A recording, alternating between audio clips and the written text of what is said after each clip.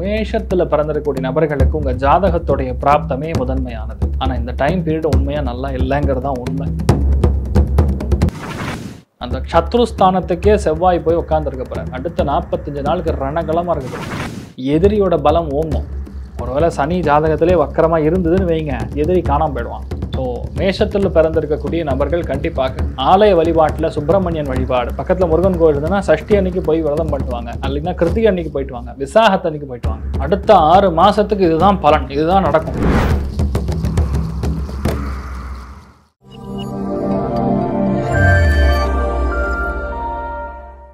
இப்போ முதல் மேஷ ராசி அல்லது மேஷ லக்னத்தில் பிறக்கக்கூடிய நபர்களுக்கு எப்படி இருக்குன்னு நம்ம பார்க்கலாம். இப்போ சனி வக்ரம் பெறதைங்க விரயஸ்தானம் சொல்லக்கூடிய 12ஆம் இடத்துல சனி வக்ரம் அடைகிறார். இப்படி இருக்கும்போது மெயினாக ஹெல்த் பார்த்துக்கணும். அடுத்த 6 மாதத்துக்கு இதுதான் பலன், இதுதான் நடக்கும். குடும்பத்தில் சண்டை சச்சரவுகள், வாக்குவாதங்கள், தேவையில்லாத பிரச்சனை, ஹெல்த்தில் கண்ணு அல்ல முகத்தில் சில பேருக்கு ப்ராப்ளம், வீட்டில் வாழ்க்கை துணை மெயினாக பெண்ணாக இருக்கும் பொழுது உங்கள் ஒய்ஃபுக்கு ஹெல்த் இஷ்யூ வரலாம், உங்கள் கணவருக்கு சின்னதாக கண் ஆப்ரேஷனோ அல்லது பல் சம்மந்தப்பட்ட பாதிப்பு, தலைவலி, தலை சம்மந்தப்பட்ட இஷ்யூஸ் வரலாம். குடும்பத்தில் பணம் கொண்டு போய் எங்கேயாவது லாக் ஆகலாம். அதுவும் பெண்கிட்ட கொடுத்து நம்ம ஏமாறுற மாதிரியும், ஒரு பெருசாக ஒன்று பண்ணுறேன்னு சொல்லி யாரோ நம்மக்கிட்ட ஏமாந்து நம்ம போய் பணம் கொடுக்குற மாதிரியும் இதெல்லாம் நடக்கும். You have to be very careful. மெயினாக ஹெல்த் ஆஸ்பெக்ட்ஸில் இடமாற்றங்கள் ரொம்ப கவனமாக பண்ணணும். நீங்கள் வாங்க நான் பண்ணி கொடுக்குறேன்னு சொல்லிவிட்டு அங்கே போய் நடு ரோட்டில் நிற்கிற மாதிரி ஆகிடும். அதனால் யாரையும் நம்பி நம்ம பணம் கொடுக்கக்கூடாது, எந்த விஷயத்தையும் நம்பி உள்ளே போகக்கூடாது. மெயினாக ஹெல்த்தில் ரொம்ப முக்கியமாக கால் பாதம், கொலஸ்ட்ரால் பிளாக்ஸ் இதெல்லாம் ஏற்படுறதுக்கு வாய்ப்பு இருக்குது. 6ஆம் இடம்னா என்ன அர்த்தம்னா ருணம் ரோகம் சத்ருஸ்தானம்னு அர்த்தம்.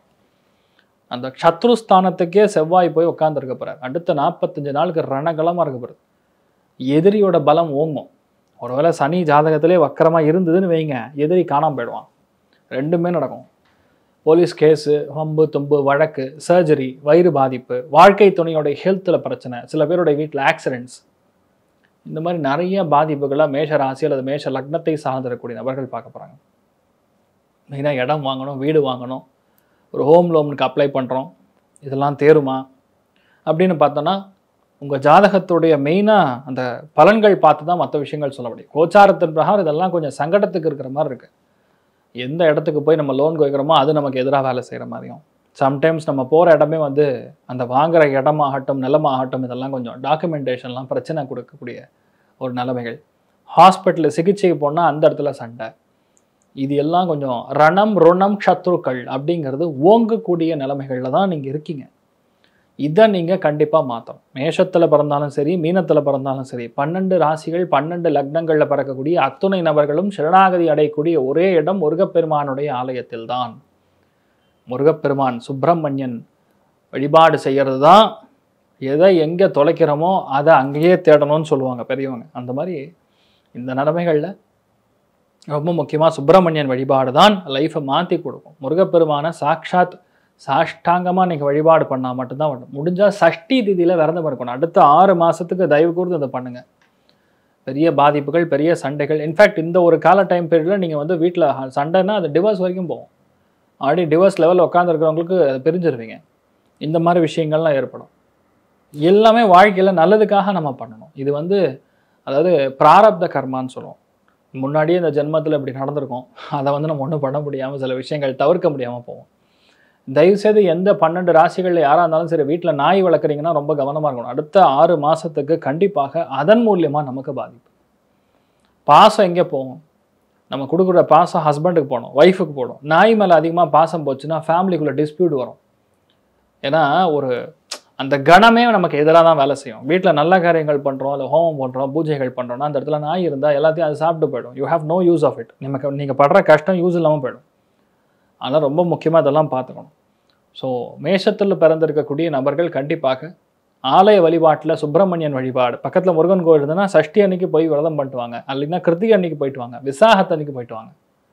பண்ண நல்ல மாற்றங்கள் இருக்கும். இப்போ என்னன்னா ஒருவேளை சனி வக்கரமாகவே இருந்ததுன்னு வைங்க, செம்ம டைம். வீடு கட்டுறது, இருக்கிற வீடை விற்கிறது, பெரிய வீடாக கட்டுறது, மெடிக்கல் காலேஜில் சீட்டு கிடைக்கிறது, அருமையான மருத்துவராக நீங்கள் மாறுவது, போட்டித் தேர்வுகளில் ஜெயிக்கிறது, நிறைய பேர் குரூப் 4 ரிசல்ட்டில் உங்கள் பேர் வரும். இது எல்லாம் நடக்கும்.